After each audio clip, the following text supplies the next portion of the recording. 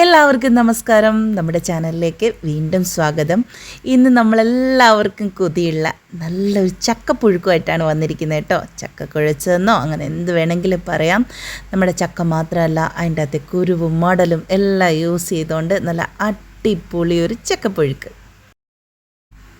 അപ്പോൾ ആദ്യമായിട്ട് ആരെങ്കിലും വന്നിട്ടുണ്ടെങ്കിൽ ലൈക്ക് അടിച്ച് സബ്സ്ക്രൈബ് ചെയ്ത് കയറിപ്പോരെ കേട്ടോ. അപ്പം നമ്മൾ പുഴുക്കുണ്ടാക്കാനായിട്ട് ഒരു കുഞ്ഞ് കഷ്ണം ചക്കയും അതിൻ്റെ മടലും പിന്നെ ഒരു 5-8 ചക്കക്കുരും ഇതുപോലെ തൊലി കളഞ്ഞ് വെച്ചിട്ടുണ്ട്. ഒരു 2-3 പേർക്കൊക്കെ ഉള്ള ഒരളവിലാണ് കേട്ടോ ഉണ്ടാക്കുന്നത്. അത്രേ ഉണ്ടായിരുന്നുള്ളൂ. അപ്പം നമ്മൾ ഒരു 1/2 ഗ്ലാസ് വെള്ളം ചേർത്തിട്ട് ആവശ്യത്തിന് ഉപ്പും ചേർത്ത്, ഉപ്പ് പിന്നെ ചേർത്താലും മതി, പക്ഷെ ഞാനിപ്പോൾ ചേർക്കുന്നുണ്ട് ചക്കയുടെ കൂടെ തന്നെ ചേർത്തിട്ട് ഒരു 2 വിസിൽ നമുക്ക് കുക്കറിലങ്ങ് അടിച്ചെടുക്കാം. അപ്പോൾ ഇതിൻ്റെ കൂടെ തന്നെ നമ്മൾ അരിഞ്ഞെടുത്ത ചക്ക നമ്മൾ അരിഞ്ഞെടുക്കുമ്പോൾ കയ്യിലും നമ്മൾ അരിയുന്ന പിച്ചാത്തിയിലോ പിന്നെ വെട്ടരിവയൊക്കെ യൂസ് ചെയ്തിട്ടാണല്ലോ അതിലൊക്കെ നമ്മുടെ ചക്കപ്പശ ഇങ്ങനെ പറ്റിച്ചിരിക്കില്ലേ, അത് മാറ്റിയെടുക്കാൻ ഒരു കുഞ്ഞു ടിപ്പ് പറഞ്ഞുതരാം. കുറേ പേർക്കൊക്കെ അറിയാവുന്നതായിരിക്കും. ഇതുപോലെ തീയിലേക്ക് അങ്ങ് കാണിക്കാം. എന്നിട്ട് ജസ്റ്റ് 2 സൈഡ് ഇങ്ങനെ കാണിച്ചതിന് ശേഷം ഇതുപോലൊരു തുണി വെച്ച് അങ്ങ് തുടച്ചെടുത്താൽ മതി. പശയും പോയി എല്ലാം പോയി, നല്ല ക്ലീനായിട്ടുള്ള കത്തി നമുക്ക് കിട്ടും.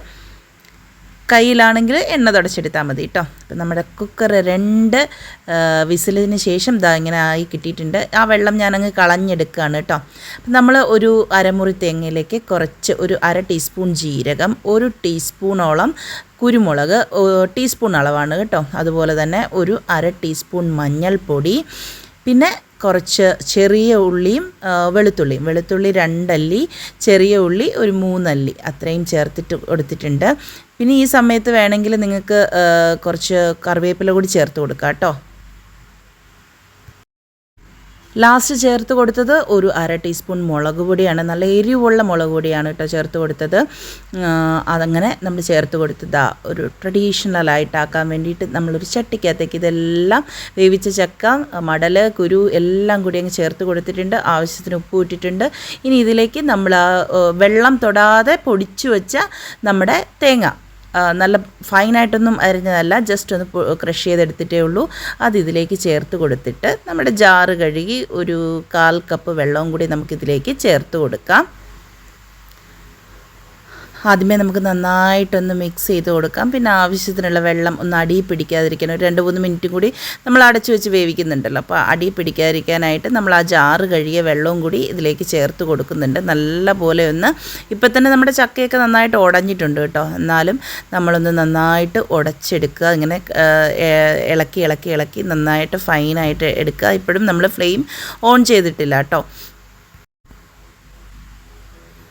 ഇപ്പം തന്നെ നമ്മുടെ ചക്ക നല്ല സൂപ്പറായിട്ടുണ്ട്. ഇനി നമ്മൾ ചേർത്ത തേങ്ങയും കൂടി ഒന്ന് വെന്ത് കിട്ടണമല്ലോ. അപ്പോൾ നല്ല ഫൈനായിട്ട് ഇതുപോലെ ഇളക്കിയെടുത്തതിന് ശേഷം കുറച്ച് വെള്ളം, നമ്മൾ ജാറ് കഴുകിയ വെള്ളവും കൂടി ഇതിലേക്ക് ചേർത്ത് കൊടുത്തതിന് ശേഷം അടച്ചു വെച്ച് ഒരു 2-3 മിനിറ്റ് നമ്മളിങ്ങനെ ചൂടാക്കിയെടുക്കുക. ചൂടാക്കിയല്ല, ആ വെള്ളം ഒന്ന് ചെറുതായിട്ട് ചെറിയ ഫ്ലെയിമിൽ തിളച്ച് വരണം. അപ്പോൾ നമ്മുടെ ചക്കപ്പുഴുക്ക് ഇവിടെ റെഡി ആയിട്ടുണ്ട്. ഇനി ഇതിലേക്ക് നല്ല അടിപൊളി ടേസ്റ്റിന് വേണ്ടിയിട്ട് കുറച്ച് സാധനങ്ങളും കൂടി നമ്മൾ ചേർക്കുന്നുണ്ട് കേട്ടോ. നല്ല പച്ച വെളിച്ചെണ്ണയും നല്ല കറിവേപ്പിലയാണ് നമ്മളിതിലേക്ക് ചേർത്ത് കൊടുക്കുന്നത്. അപ്പോൾ നമ്മുടെ ഈ വീഡിയോ ഇഷ്ടമായിട്ടുണ്ടെങ്കിൽ നിങ്ങളൊന്ന് ലൈക്ക് ചെയ്യുക, നിങ്ങളുടെ അഭിപ്രായങ്ങൾ കമൻറ്റ് ബോക്സിൽ എഴുതി അറിയിക്കുക. പറ്റുമെങ്കിൽ ഫ്രണ്ട്സ് ആൻഡ് ഫാമിലിക്ക് വീഡിയോ ഒന്ന് ഷെയർ ചെയ്ത് കൊടുക്കുക. നമ്മുടെ ചാനലിൽ അപ്ലോഡ് ചെയ്തിരിക്കുന്ന ഇതുപോലെയുള്ള സിമ്പിൾ റെസിപ്പീസ് ഇഷ്ടംമാതിരി ഉണ്ട്. എല്ലാവരും ഒന്ന് കയറി കാണുക. അപ്പം നമ്മുടെ ചക്ക കുഴച്ചത് ഇപ്പോഴാണ് കേട്ടോ ഫൈനലി നല്ല അടിപൊളി ടേസ്റ്റിലും നല്ല സൂപ്പർ ലുക്കിലും ഒക്കെ വന്നിട്ടുള്ളത്. ഈ കറിവേപ്പിലയും പച്ച വെളിച്ചെണ്ണയും ഒരിക്കലും അവോയ്ഡ് ചെയ്യരുത്. നിങ്ങൾ തേങ്ങ അതായത് കൃഷി ചെയ്തില്ലേ, അപ്പോൾ വേണമെങ്കിലും കുറച്ച് കറിവേപ്പില ചേർത്ത് കൊടുക്കുക കേട്ടോ. അത് നല്ല ടേസ്റ്റ് തന്നെയാണ്. അപ്പോൾ നമ്മുടെ ചക്ക കുഴച്ചത് അല്ലെങ്കിൽ ചക്കപ്പുഴുക്ക് ഇത്രയേ ഉള്ളൂ. എല്ലാവരും ഒന്ന് ട്രൈ ചെയ്ത് നോക്കുക. ചക്ക കിട്ടുന്ന അവസരത്തിൽ കേട്ടോ. നമ്മൾ വർഷത്തിലോ ആണ്ടിലോ അല്ലെങ്കിൽ 2 വർഷം കൂടുമ്പോഴൊക്കെയാണ് ഇവിടെ ചക്ക കഴിക്കുന്നത്. അതിനുവേണ്ടി നമ്മൾ പ്രത്യേകിച്ച് മീൻകറിയൊന്നും ഉണ്ടാക്കിയിട്ടുണ്ടായിരുന്നില്ല. നല്ല കണ്ണിമാങ്ങ അച്ചാറ് കൂട്ടിയാണ് നമ്മളിതിവിടെ കഴിക്കുന്നത്.